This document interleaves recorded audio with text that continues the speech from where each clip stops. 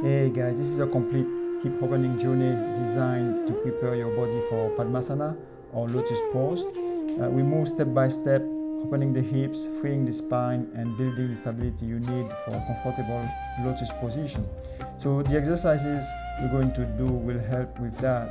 If you follow what I'm doing, with time, you will see huge progress. The first pose we're going to do, the first exercise is bound angle pose or Baddha Konasana. So you bring the soles of the feet together and let the knees fall open.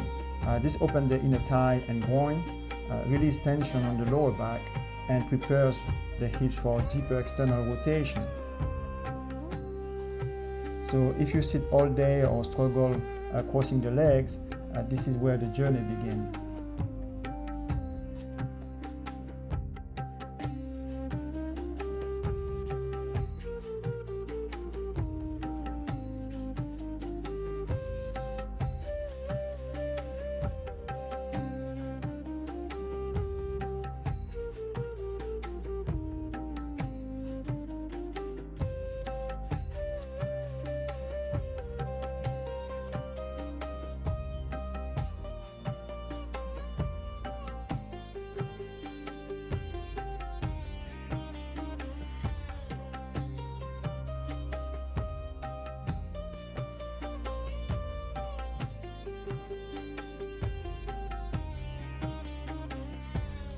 So from bound angle pose, we move into a forward fold in half lotus position.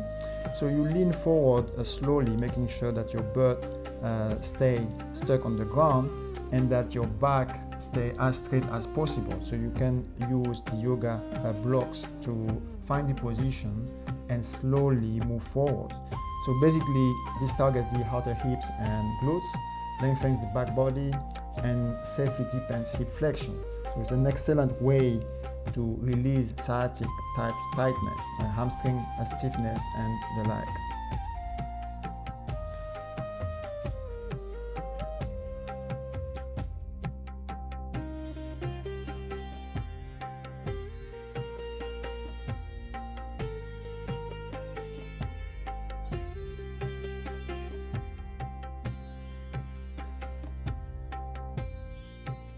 Then from there, we move into half-lotus twist or Ardha Padmasana twist. This is a great exercise to free the mid-back, improve spinal rotation. So we keep going between the forward fold in half-lotus preparation and the half-lotus twist. So every time you come back from this half-folded position, you do the half-lotus twist to kind of reset your spine and make sure everything is in the right order.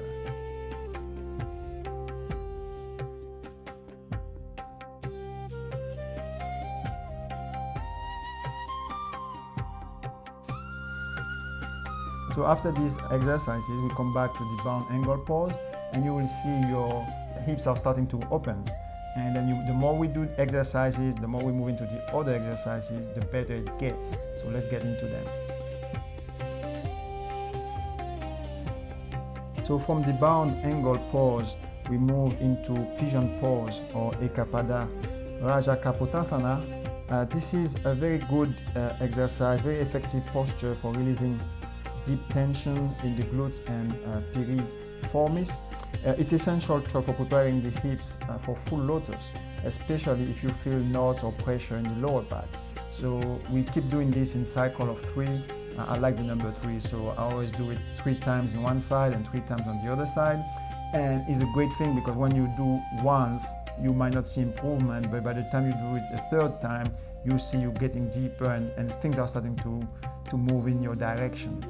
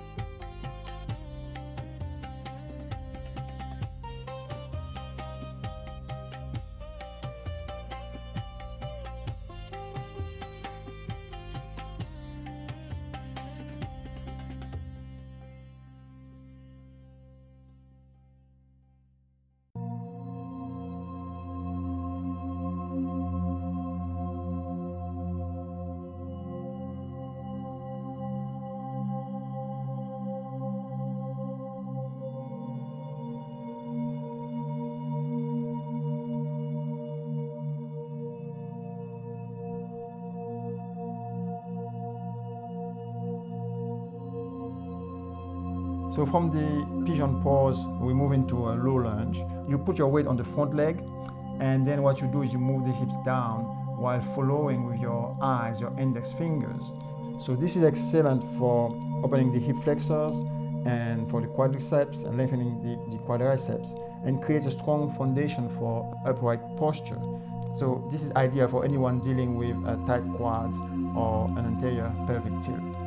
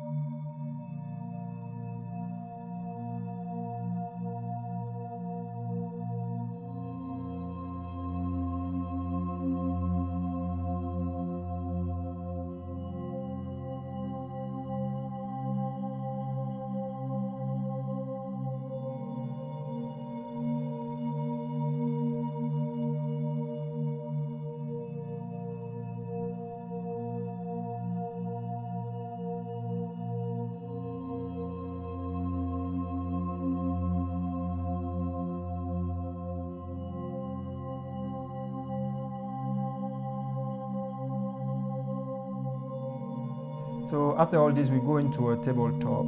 This variation is harder than it looks because you're lifting the knees off the ground and you're keeping your gaze forward. You're trying to form like really a table pose, really. And then you take 5 breathing with this, and you will see it will challenge your core a little bit and even your strength. So but you try it out and it's pretty good. It's an amazing exercise. Position prepares the body for stillness and teaches structural awareness. So it's an amazing exercise. After the tabletop position, we go into a child pose, and very simple exercise, but to really reset the spine, release the spine, and really calm the nervous system down. So it also gives the hips a gentle reset after all these deeper stretches, and it prepares you for what's coming next, because we haven't finished yet. And something a little challenging but also a little bit fun is coming right now. So now we're moving into one of my favorite yoga poses, which is the frog pose or Konasana.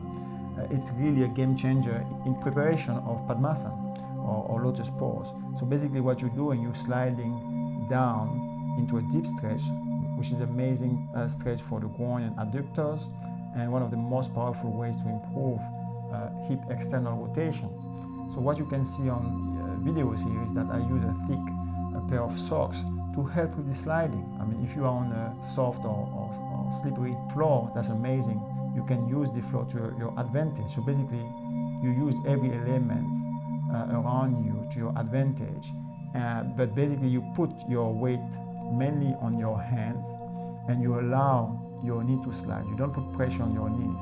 And when you get to the flat position, you will see your knees are not really touching the ground. So I use the socks as a demonstration, but when you do it well, you don't really need the socks.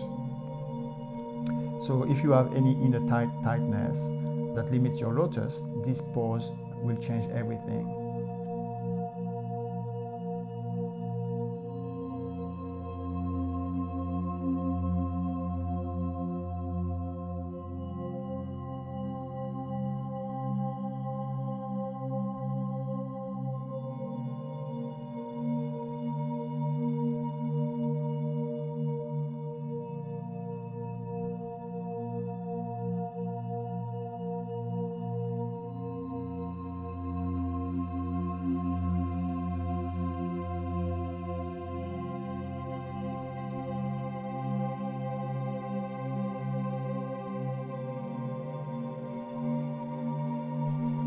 then finally, with all these exercises, you're able to enter into the Padmasana. So, but basically, what you do is you really retract you fold your knees and legs together. You retract them behind your hips if you can, and then you fold them into the opposite thigh.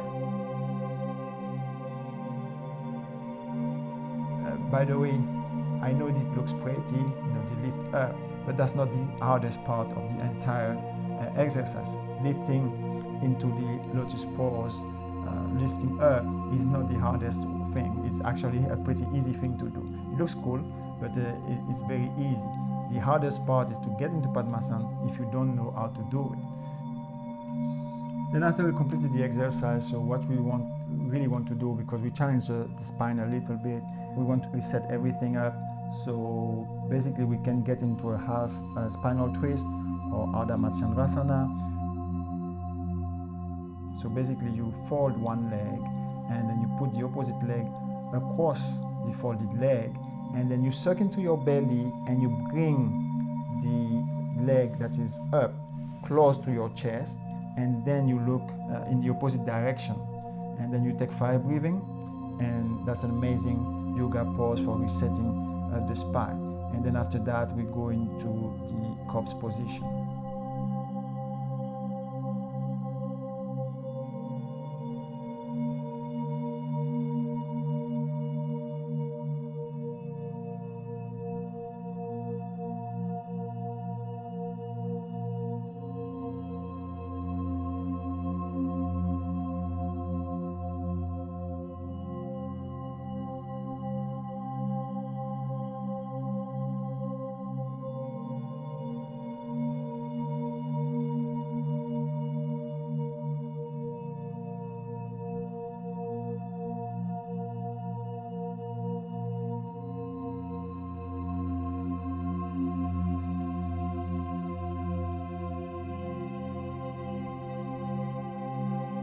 So after Ardha Matsyasana and after all these sequence, we go into Savasana, corpse pose. So basically you lie on the ground and basically just breathe in there. One thing I like to do as a practice is breathe from toes to ankle, then toes to knees, and toes to hips, all the way up to the tip of the head. So it really helps reset everything, and that's one of my students' favorite pose. They like it after they had this session. I can hear it from their voice, and sometimes they even fall asleep, which is okay, and you should do it, and it's an amazing pose. So guys, don't forget, I have lots of videos. They are not only pertaining to yoga, but also to dancing, because I believe dance is one of the key secrets to well-being.